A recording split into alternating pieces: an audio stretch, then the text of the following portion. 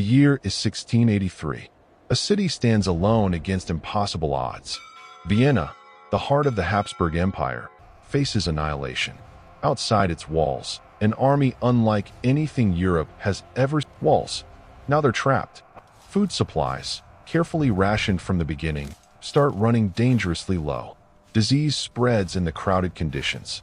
The summer heat makes everything worse. Bodies pile up faster than they can be buried, and the stench becomes unbearable. Von Starhemberg enforces strict discipline, knowing that panic could destroy Vienna faster than any Ottoman cannon. He executes looters publicly. He personally inspects defensive positions daily, showing himself to his men, proving that leadership hasn't abandoned them. He shares their rations, their danger, their exhaustion. The civilians, too, contribute beyond anything expected. Women and children help repair walls, carry ammunition, and tend the wounded. Old men stand watch when soldiers collapse from fatigue. Vienna becomes a city united by desperation, where social ranks matter less than survival. But there's something the defenders don't fully understand yet. The Ottomans have a special weapon, an elite force that's remained largely uncommitted so far. The Janissaries. These are not ordinary soldiers. They're the Sultan's personal infantry, taken as boys through the Devshirme system, converted to Islam, and trained from childhood in the arts of war. They're disciplined beyond anything European armies can match. They follow orders with absolute precision. They don't break under fire. They don't retreat without command. And they've been held in reserve for the final assault, waiting for the moment when Vienna's defenses are weakest. Kara Mustafa Pasha knows that sending in the Janissaries too early would waste their potential. He's waiting for the perfect moment, when the walls have been sufficiently weakened, when the defenders are exhausted beyond recovery, when one powerful push will finish everything. That moment is approaching faster than Vienna's defenders realize. August passes in a haze of violence and desperation. The bombardment never stops. The mining continues relentlessly. Section after section of wall collapses, and each time, defenders rush to plug the gap with makeshift barriers. The Ottomans probe these weak points constantly, sending attack parties to test the defenses, wearing down the garrison through continuous small-scale combat. Von Starhemberg's forces shrink daily. Killed, wounded, sick, the numbers drop steadily. By early September, barely half the original garrison remains combat effective. Every man who can still hold a weapon stands on the walls, knowing they're running on borrowed time. The question everyone asks silently is the same. Where are the reinforcements? Emperor Leopold promised help. Other European rulers pledged support. But where are they? What the defenders inside Vienna can't see is the desperate diplomatic and military effort unfolding across Europe. Emperor Leopold has been traveling constantly, pleading with other rulers to send armies. The Holy Roman Empire's various princes are arguing about contributions. The German states are slow to mobilize. But there's one man who answers the call without hesitation. King John III Sobieski of Poland. Sobieski is a military genius, a commander who spent his entire career fighting Ottoman forces on the eastern frontier. He understands their tactics, their strengths, their weaknesses. He also understands what's at stake. If Vienna falls, Poland faces the Ottomans alone, surrounded and doomed. So Sobieski gathers his forces with urgent speed. He brings the famed Polish Winged Hussars, heavy cavalry whose charges have broken armies across Eastern Europe. He brings infantry, artillery, everything he can muster. And he marches south toward Vienna with one simple goal. Get there before the city falls. September arrives, and inside Vienna, hope fades to almost nothing. The walls are more rubble than fortification now. The Ravelin, an outer defensive work that's been the focus of Ottoman attacks, finally collapses completely after weeks of mining and bombardment. The Ottomans surge forward immediately, occupying the crater and pushing closer to the inner walls. Hand-to-hand fighting breaks out constantly. Defenders throw anything they have at the advancing Ottomans, rocks, boiling water, improvised explosives, anything to slow them down. But everyone can see the end coming. Von Starhemberg sends desperate messages to Emperor Leopold. Vienna cannot hold much longer. If help doesn't arrive within days, the city will fall. The responses he receives offer encouragement, but no concrete timeline. Just hold on. Relief is coming. But when? The answer comes on September 11th, though the defenders don't know it yet. High in the Vienna woods, overlooking the Ottoman siege lines, King Sobieski arrives with his army. He's joined by Duke Charles of Lorraine and other German princes who finally mobilized their forces. Together, they command roughly 70,000 troops, a significant force but still outnumbered by the Ottomans.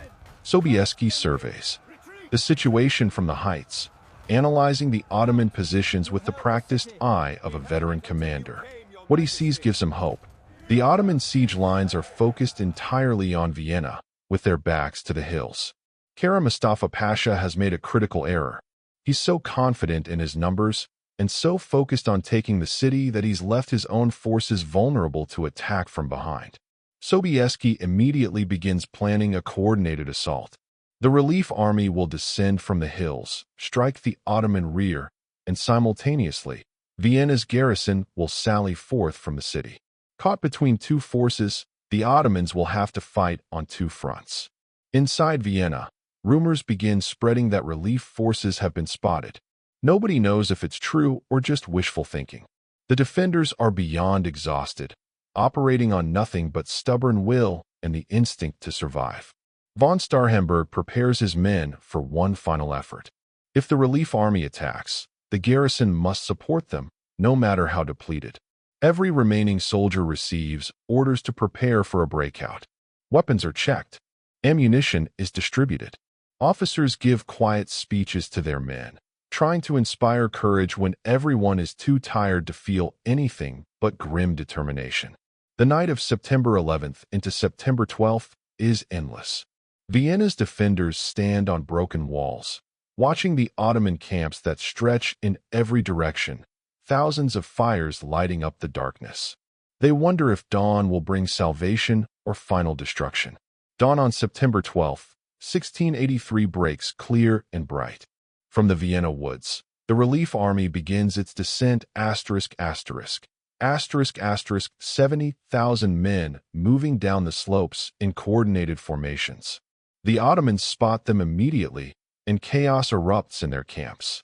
Kara Mustafa Pasha has to make instant decisions. Abandon the siege and face the relief army? Continue pressing Vienna and fight on two fronts? Split his forces? He chooses to fight on both fronts, which will prove to be a fatal mistake.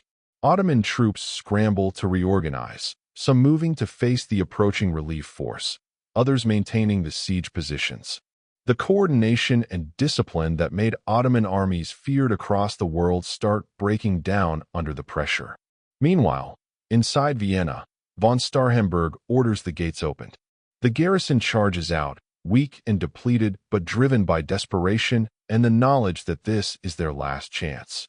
The battle that follows is absolute chaos. Ottoman janissaries, finally committed to action, fight with their legendary discipline, holding formation and counterattacking fiercely. For hours, the outcome hangs in the balance. The relief army pushes forward but faces determined resistance. Vienna's garrison fights its way through the siege lines but lacks the strength to break through completely. Artillery from both sides thunders continuously. Musket volleys crack across the battlefield. Men fight hand-to-hand in the confused melee. It's not a clean battle with clear lines. It's a massive, swirling confusion where units intermingle, allies lose track of each other, and individual acts of courage or cowardice ripple through the formations. The Ottoman numerical advantage keeps them in the fight even as their position worsens. They have more men, more reserves, and for a time, it seems like they might actually stabilize the situation. Then, in the late afternoon, King Sobieski unleashes his decisive weapon. The Polish Winged Hussars have been held in reserve, waiting for the perfect moment. Now they charge.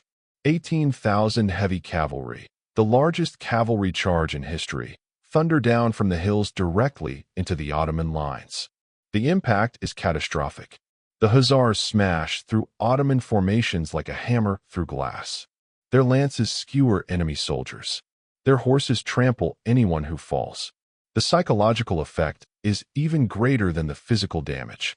Ottoman troops, already stressed by fighting on two fronts, see this massive wall of cavalry bearing down on them, and something inside the army breaks. Units that were holding firm suddenly waver. Soldiers look around and see their comrades retreating. The retreat becomes a rout. Janissaries try to maintain order, but even they can't hold back the collapse. Within hours, the entire Ottoman army is in full flight, abandoning their camps, their artillery, their supplies, everything. They run, desperate to escape the battlefield before they're completely destroyed. Vienna is saved.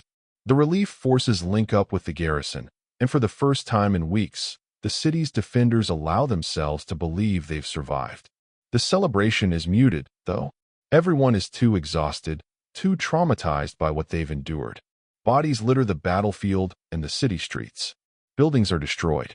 Entire neighborhoods are rubble. The cost has been enormous. But Vienna stands. Europe's gateway remains closed to the Ottoman Empire. Kara Mustafa Pasha's ambition has been shattered. He retreats in disgrace, knowing his failure will have consequences. Indeed, Sultan Mehmed IV will order his execution within months, a grim punishment for the greatest Ottoman defeat in generations. The Battle of Vienna becomes a turning point that reveals the true power of Europe. Before this, the Ottoman Empire seemed invincible, constantly expanding, always threatening. After this, the tide turns permanently. The Ottomans will never again threaten Central Europe. Instead, they begin a long, slow decline, losing territory over the following centuries. For Europe, Vienna's survival allows the continuation of developments that will define the modern West ***, science, philosophy, art, ***, all the cultural achievements of the coming centuries happen because Vienna didn't fall. Because 15,000 exhausted defenders held crumbling walls just long enough.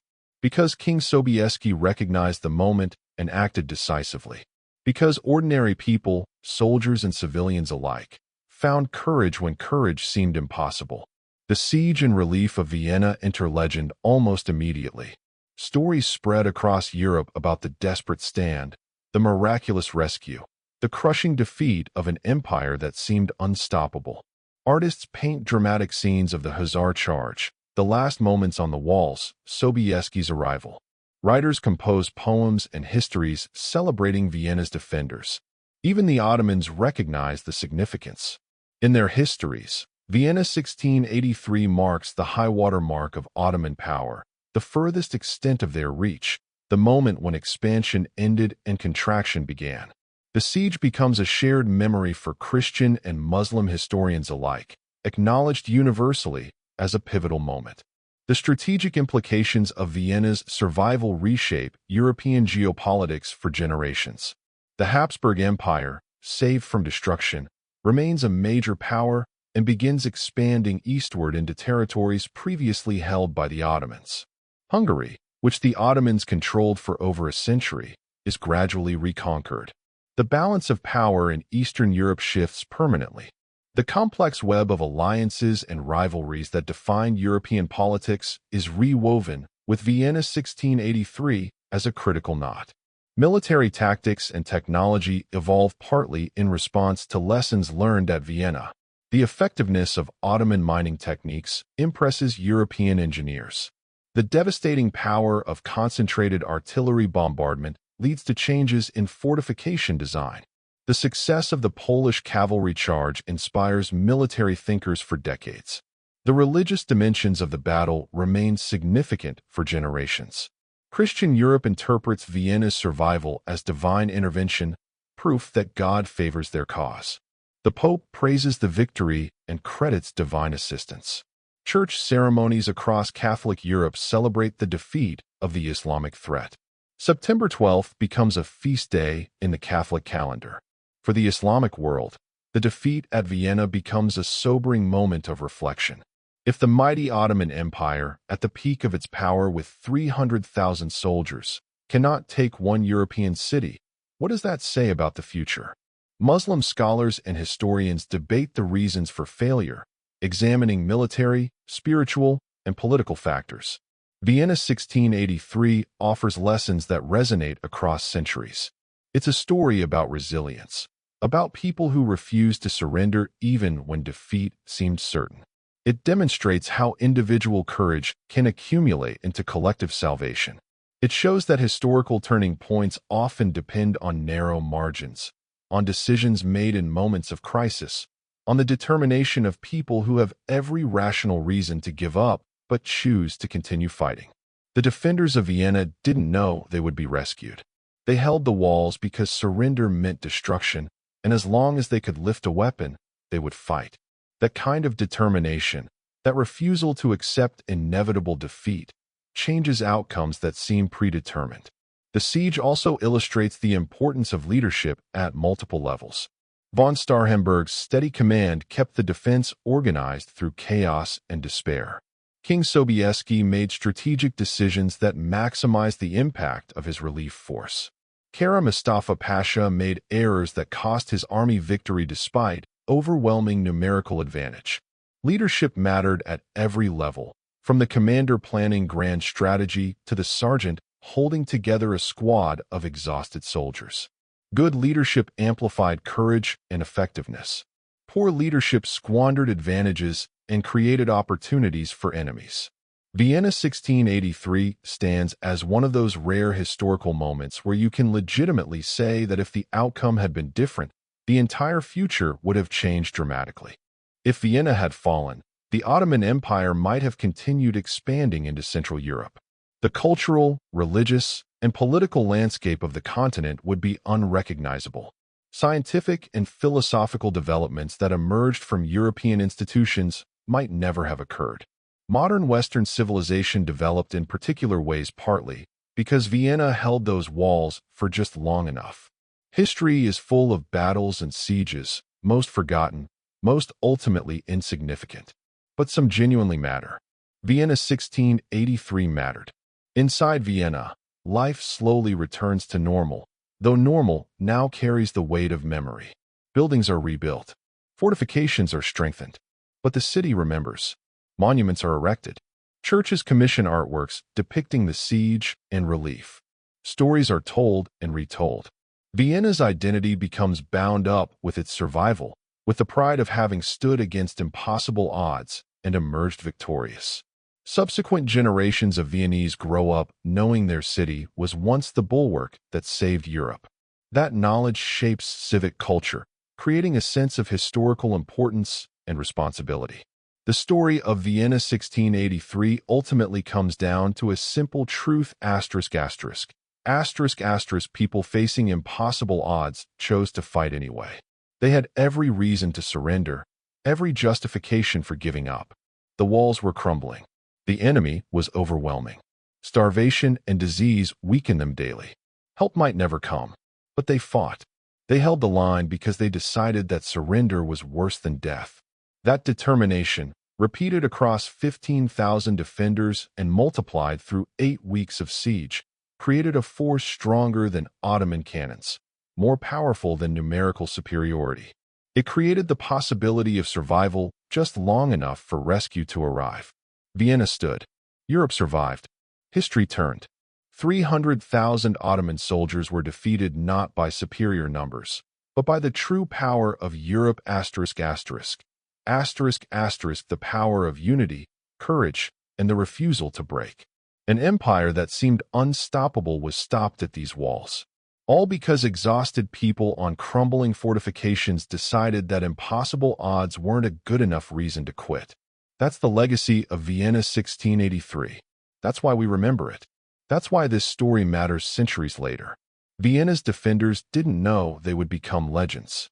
They just knew they had walls to defend, and so they defended them. And that made all the difference.